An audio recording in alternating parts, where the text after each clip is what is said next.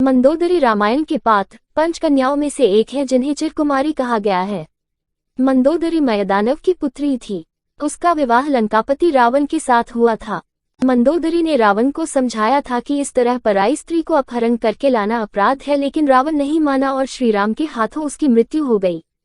क्या आप जानते हैं रावण की मृत्यु के बाद मंदोदरी का क्या हुआ था? क्यों मंदोदरी को अपने देवर विभीषण से विवाह करना पड़ा? रावण ने मायासुर से मंदोदरी का हाथ मांगा, लेकिन मायासुर ने मना कर दिया, जिससे रावण नाराज हो गया और मंदोदरी को उससे शादी करने के लिए मजबूर करने लगा। मंदोदरी को पता था कि रावण भगवान शिव का भक्त है। इस डर से और अपने पिता की रक्षा के लिए वो शादी के लिए सहमत हो जाती है। मंदोदरी के बारे में कहा जाता है कि वो एक सती स्त्री थी जो अपने पति के प्रति समर्पण का भाव रखती थी। इसीलिए रावण की मृत्यु के बाद मंदोदरी ने विभीषण से विवाह का प्रस्ताव ठुकरा दिया, लेकिन कुछ समय बाद उन्होंने विभीषण से विवाह स्वीकार कर लिया था।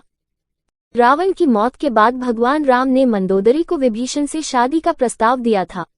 उन्होंने समझाया कि विभीषण के साथ मंदोदरी की जिंदगी बेहतर रहेगी, लेकिन मंदोदरी ने इस प्रस्ताव को अस्वीकार कर दिया। कहा जाता है कि इसके बाद एक बार भगवान राम, सीता और हनुमान के साथ मंदोदरी को समझाने गए। कहा जाता है कि इसके बाद एक बार भगवान राम, सीता और हनुमान के साथ मंदोदरी को समझाने गए। तब ज्योतिष की प्रकांड विद्वान मंदोदरी को महसूस हुआ कि धार्मिक और तार्किक तौर पर, नैतिक तौर पर सही देवर विभीषण से विवाह करना गलत नहीं होगा। ये महसूस होने पर उसने इस प्रस्ताव को स्वीकार किया। विभीषण से उसकी शादी हुई।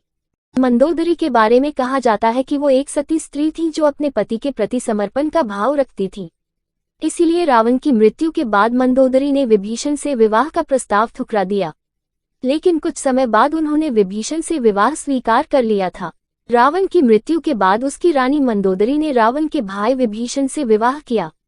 राम ने मंदोदरी को रावण के भाई विभीषण से शादी करने की सलाह दी, क्योंकि वह अपने पति और अपने सभी 3 बेटों को खो चुकी थी। विवाह के बाद विभीषण का लंका के राजा के रूप में राज्याभिषेक किया गया और मंदोदरी को लंका की रानी बनाया गया। वीडियो पसंद आई हो तो वीडियो को लाइक और चैनल को सब्सक्राइब करें।